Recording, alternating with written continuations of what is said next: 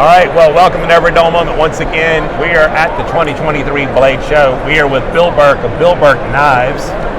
And if you guys don't know, he is the only importer of Takafu steel, which is also featured at the show. But this master bladesmith, one of the only in the world, is here today. He's brought some knives that are already spoken for, so don't think you can get one at today's show. But he's going to describe to us some of his work, let us know a little bit about what he does. Thank you, Bill, for your time. You're welcome. Thank you very much for having me on your show. I appreciate you doing it. So we've got some beautiful, I'm a Japanese knife collector. Okay. So a lot of these look very familiar to me, even though it's an American knife maker making it. Please let us know what we're looking at. So I started making Japanese style knives in 2002. And I actually spent 28 days in Japan. Okay. Visiting Japanese knife makers, basically hocho or kitchen knife makers. Yes, sir. And so I came home with a renewed interest in Japanese style knives. I primarily make the Gyoto or Gyuto, depending on from your north or south Japan. Yes, sir.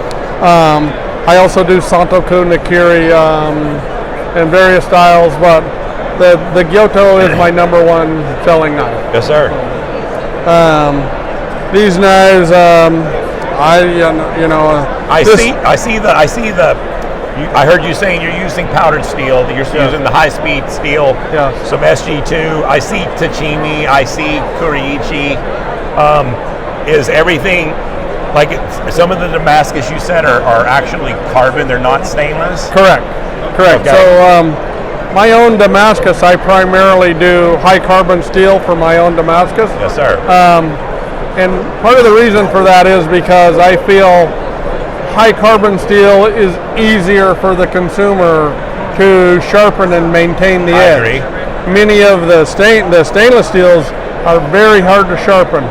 Now, the Takafu SG2 semi-nagashi steel that we have here and here, is actually, although it's very wear resistant, it's reasonably easy to sharpen with just water stones. Yes. And that's because of the very fine grain structure in the powdered steel core. And we actually on our channel did 2 videos on sharpening this particular type of steel. And we had 2 different results according to the heat treat of the knife. One was a little harder to sharpen than the other. Yes. But we can get an excellent edge. Yeah, liquid cryo. What do I want to say?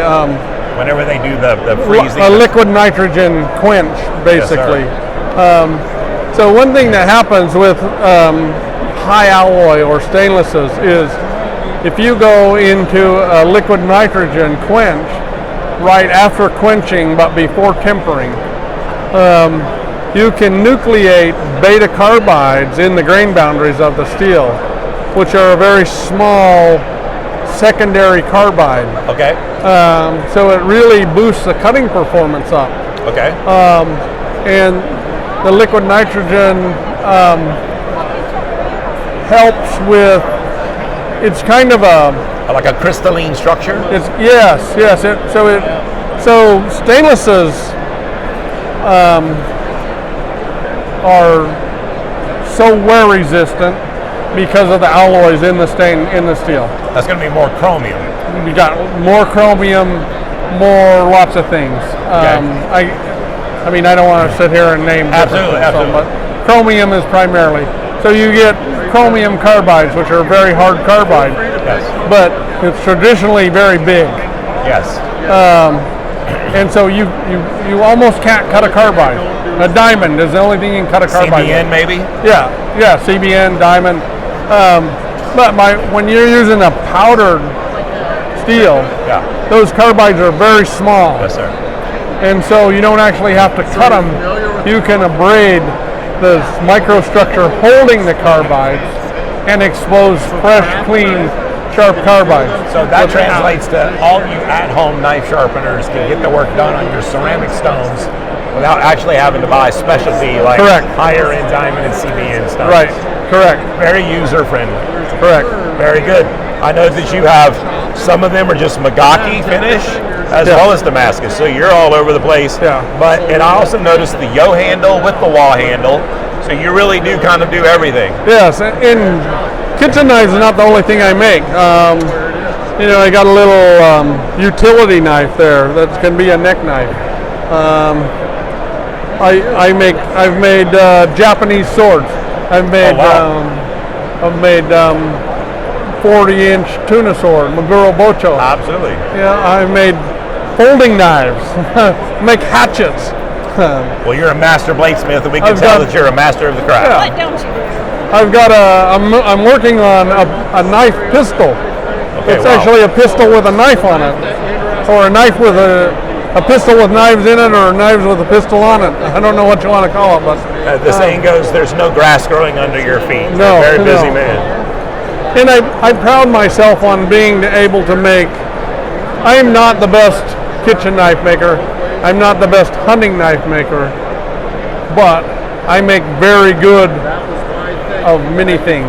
Very good. I believe.